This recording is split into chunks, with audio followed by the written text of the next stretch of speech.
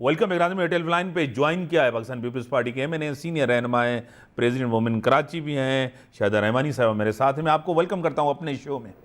بہت شکریہ، thank you. ایک تو حکومت نے یعنی کہ آج جو اجلاس ہوا آپ کو خود پتہ ہے، حکومت نے ایک فارن فنڈنگ کیس میں عمران خان کی نااہلی کے خلاف ایک کارروائی کرنے کا فیصلہ کیا ہے، اور کل جو ہے کابینہ کی میٹنگ ہوگی، اس میں یہ بھی فیصلہ ہوگا کہ ای سی ایل میں جن کے بھی اکاؤنٹس ہیں ان کی لیڈرشپ کے، ان سب کا نام ای سی ایل میں ڈالا جائے گا. کیا کہیں گے اس حوالے سے؟ دیکھیں، جو کل الیکشن کمیشن نے فیکٹس بتائے ہیں اور جو فارن فنڈنگ تھا وہ ثابت ہو گیا ہے. یہ جو سب کو چور چور کہتے تھے، یہ پتہ چلا کہ ڈاکوؤں کے سرغنہ نکلے. انہوں نے کس طریقے سے ان ممالک سے فنڈنگ لی، ان ممنوع ممالک سے. آپ نے دیکھا کہ اس میں انڈیا، اسرائیل اور دیگر ادر کنٹریز آتے ہیں، اور ہر وہ طریقے اپنائے جو چوری کے طریقے ہوتے ہیں.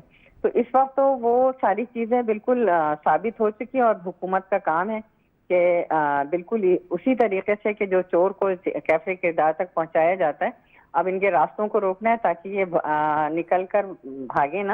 اور یہی وجہ ہے کہ اس طرح کے اقدامات گورنمنٹ کا کام ہے، اس کو کرنا ہے.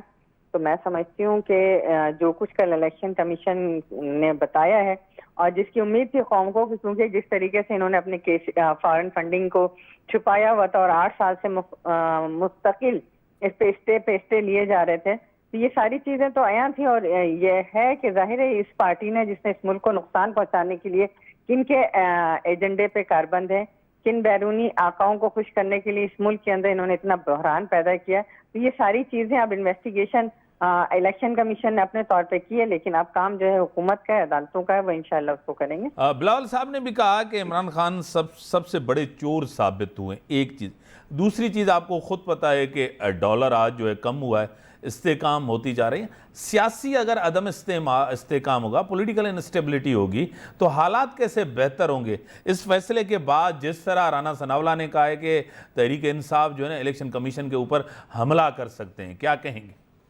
دیکھیں، جس سے انہوں نے اناؤنس بھی کیا ہے کہ کل ہم الیکشن کمیشن کے سامنے جو ہے دھرنا دیں گے. اور آپ کو معلوم ہے ان کی روایت رہی ہے کہ انہوں نے پارلیمنٹ پہ بھی حملہ کیا، اداروں پہ حملہ کیا، پی ٹی وی پہ حملہ کیا، ریڈ زون کے اندر. جب وہ کسی پارٹی کو انہوں نے کبھی تو انٹری ہونے نہیں دی جب یہ حکومت میں تھے، لیکن جب یہ حکومت میں نہیں تھے تو انہوں نے نہ صرف ریڈ زون پہ 4 مہینے سے زائد عرصہ جو ہے وہ دھرنا دیا، بلکہ اداروں پہ حملہ کیا. تو یہ تو ان کی روایت رہی ہے.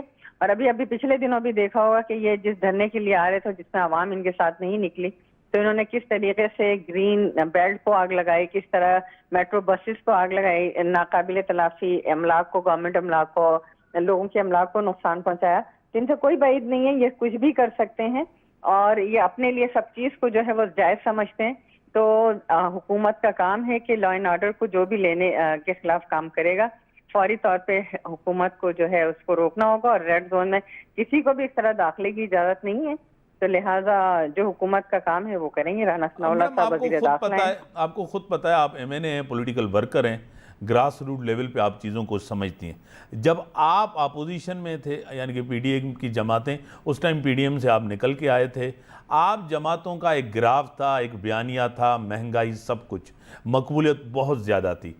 عمران خان کی مقبولیت انتہائی کم تھی. اگر جلدی الیکشن ہو جاتے تو آپ کو خود پتا جتنی اب سیٹس ہیں تو اس ٹائم بھی اتنی نہیں ہوگی. جب عمران خان باہر آئے، آپ 3 مہینے گورنمنٹ کیا، اب آپ کی مقبولیت کم اور عمران خان پاپولر ہوتے جا رہے ہیں عوام کے اندر. نہیں، ایسا ہرگز نہیں ہے. آپ نے کس بیس پہ کہا یہ تو میں انڈرسٹینڈ نہیں کر سکتی. لیکن دیکھیں کہ عمران خان کی اگر کوئی 20 سیٹیں موجود تھیں، اور اگر وہ 20 سیٹوں میں سے 5 سیٹیں کھو چکے ہیں، تو اس کا مطلب ہے کہ ان کا مقبولیت پہ گرا. نمبر 1. نمبر 2 یہ کہ آپ نے کہا جی مہنگائی، تو دیکھیں کسی 4 سال کا جو بویا ہوا ہے 4 مہینے میں تو نہیں کاٹا جا سکتا.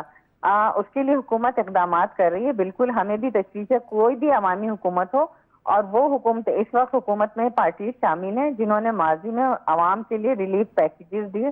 اور یہی وجہ ہے کہ آپ نے دیکھا کہ عمران خان صاحب جو کہ اپوزیشن سے گھبرائے ہوئے تھے، انہوں نے جو آئی ایم ایف سے ایگریمنٹ کیا تھا اس کی روگردانی کرتے ہوئے جب انٹرنیشنل مارکیٹ میں آئل پرائسز بڑھی تو انہوں نے اپنے وعدے سے روگردانی کی اور آئل پرائسز پہ 50 روپے لیٹر کم کیا، جس کی وجہ سے آپ نے دیکھا کہ کتنی مشکلات پیش آئیں، اور اس وقت معیشت کو جو خطرات درپیش تھے اس کی بیسک وجہ یہ تھی کہ آئی ایم ایف آپ پہ ٹرسٹ کرنے کو تیار نہیں تھا، کیونکہ پاکستان نے ایگریمنٹ کیا تھا، نہ عمران خان ہوتا ہے وہاں پہ، نہ صرف ایک کنٹری ٹو کنٹری ڈیلنگس ہوتی. اور آپ یہ دیکھیں کہ جس طریقے سے انہوں نے اس وقت نقصان پہنچایا، نہ صرف یہ بلکہ انہوں نے ہر طرح سے ملک میں پولیٹیکل ایک انتشار رکھا، سیاسی انتشار کی وجہ سے معاشی انتشار رہا، اور یہی وجہ کہ ڈالر جو ہے وہ غیر مستحکم رہا. لیکن آپ نے دیکھا کہ کل جب ایک فیصلہ آیا تو آج ڈالر جو ہے وہ ڈاؤن ہونا شروع ہوا، اور میں سمجھتی ہوں کہ اب روپے کی قدر بھی مستحکم ہوگی، نہ صرف یہ بلکہ مہنگائی پہ بھی کنٹرول ہوگا، کیونکہ اب اداروں کو بہتری کی طرف لایا جا رہا ہے. اور ہماری حکومت کی کوشش تھی، یہی وجہ تھی کہ وہ سبسڈی جو سب کو دی جا رہی تھی، کہ ایک ارب پتی اور کروڑ پتی کو بھی وہی سبسڈی مل رہی تھی جو ایک غریب انسان کو مل رہی تھی.